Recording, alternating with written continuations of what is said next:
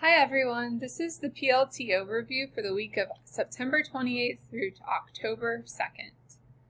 Go to our PLT tab here and notice that it's live for this week. We'll have our overview and I'll add the video after that in a moment. Concerning trainings this week, make sure you finish your sabers.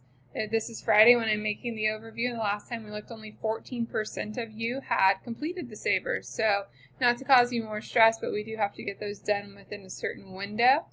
And the tutorial video for that can be found in the September 21st to 25th module if you need to see that again.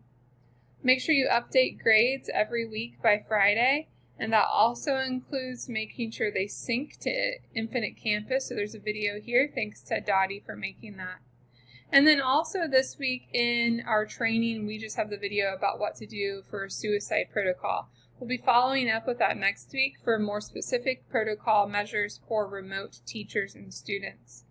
Advisory this week, we'll go over that in a second, but the plans are up and they're live and ready to go. And then finally, make sure you're filling in that PLT checklist form. That's how we monitor not only that we've accomplished things, but it also shows the district that we're using this time wisely. So now for the PLT overview, some announcements this week we went over with Mr. Dorst in our planning time. Grades in Infinite Campus and Canvas, there are a few options for assigning grades. You can hard enter them into Infinite Campus, which is the traditional method. Just make sure you do that by Friday. You can sync the grades from Canvas, or if you choose, you can sync the grades from Infinite Campus. So make sure you choose a method that works for you, but just make sure that everything is due on Friday. Your grades are getting caught up on Fridays. Student-led conferences, this is the same information from last week, but we did have a question. When are they? They're October 26th through November 24th.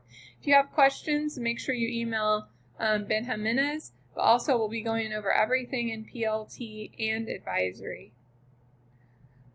Another topic of conversation is when to assign assignments and how much to assign. Just make sure, no matter what model you're in, hybrid or distance, to assign work to your students on the days your students are supposed to be engaged in class, or by the week, on or off site. You should not be assigning things on the weekend. Also, an assignment should be assigned during the school week. Assignments may be due on Sundays, but that's only to give extra time for completion. Please remind students to not procrastinate Monday through Friday. The reason the due date is on Sunday is so that you have extra time to complete the work. We're in school 5 days a week for 7 hours and 45 minutes, so you should be able to get most of your work done, if not all of it, during the school time. Another point of interest is the board policy for formal complaints concerning harassment and discrimination. If you'd like to look further into this, here's a link to the policy as well as the form to fill out to file any formal complaint. Next, as you know, the MacBook rollouts will happen next week, September 30th, in the Commons from 10 a.m. to 12 p.m. and 1 p.m. to 3 p.m. There will be a set of instructions given to you by IT for setting up your MacBook. You don't need to turn in your old laptop yet. And also, Donna Parks from East Campus and Sarah Maycumber for West Campus are sending out information about this to all of us. So just look for their emails, and again, we'll have some modules about how to use your MacBook and best practices in the near future. Also, scheduling has become a topic of conversation. Just so you know, the district and the Board of Education are constantly evaluating the on-site and remote schedule. Officially, it was decided by the Board of Education last week that we will be on-site hybrid and in remote learning for all of first quarter. There will be no change.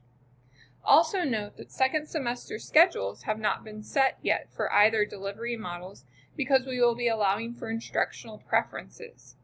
We will be allowing students to request changes for learning modes at the beginning of second semester in January. Also, please watch for surveys and forms and complete them.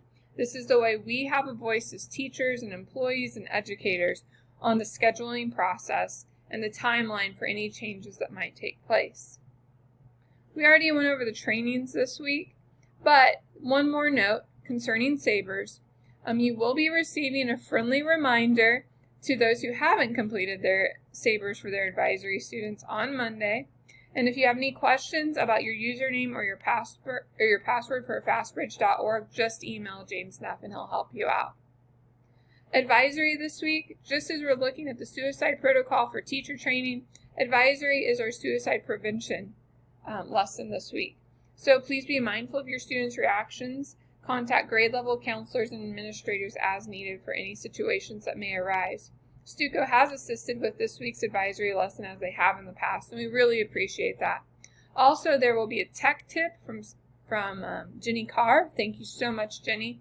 And there will be a video from Sarah Maycumber, thanks Sarah, about iPad cases for students as they're getting them. Finally, questions and answers. How is contact tracing working? Just know we're following the protocols that USC 383 has laid out for us. And if you need to be, you will be contacted by an employee of the Department of Health. How do I complete savers on students I've never seen? After contacting the students and parents and guardians, make sure to contact the appropriate administrators and counselors and James Neff as MTSS coordinator. If you've never seen the student, you probably need to be having some communication with those people about that. Number 3, where are we supposed to grade the remote logs? Using Canvas grading or graded Infinite Campus, doesn't matter. Just to be clear, if you're still doing remote logs, you can stop. They are no longer required. Next, we've had some requests for time to work with other teachers and see what teachers are doing, but we've also received various emails that more videos are not what people prefer right now. So we encourage you on October 12th, when we have a half a day of teacher-led collaboration time, to form groups that assist one another. Anything can be teacher-directed during that time. So if you want to invite people to a group, you can work with them and talk about the things you're doing in class. We don't actually have any building-led professional development time until January 4th. So we won't be able to create like a half a day where we're learning different ways people are doing things in their classrooms or working through hybrid. So please use that time wisely if you'd like. How many times a week do we need to Zoom with our advisory students? The answer is Monday, Wednesday, Thursday.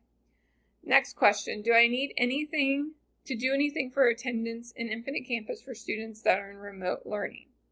The answer is, on distance learning days, take attendance for advisory students, blue days and Wednesdays, and 5th hour students, red days on red days. Concerning on-site teachers, take only attendance for your on-site students on all other days. Remote teachers should be taking attendance every hour, every day. Number 7, what supports are available for managing Zoom sessions when a teacher has a substitute covering hybrid classes? So this is if you have remote classes and hybrid classes. The answer we received was, subs may go to the library and be provided with technology. All subs have a USC 383 login. An official statement, however, will be coming concerning remote subs next week. Number 8, how long do we have to complete our student-led conferences, and any suggestions to make this happen?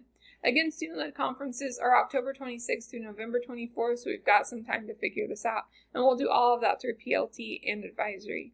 Number 9, as a teacher, I'm unsure how to add apps to my student iPad. Can you make a video about this? I talked to Sarah Maycumber. She's going to help us make some videos about this, and maybe also we can get some apps that would be beneficial. Thank you all so much for asking those questions, because they definitely direct what we'll do in the future. We also have our comments below about ways to look at quizzes, teacher.org, just some interesting things that people have been working on and learning. Again, if you have any questions for them or want to learn from them, that'd be a great thing to do during your collaboration time. But that's there for your perusal as well.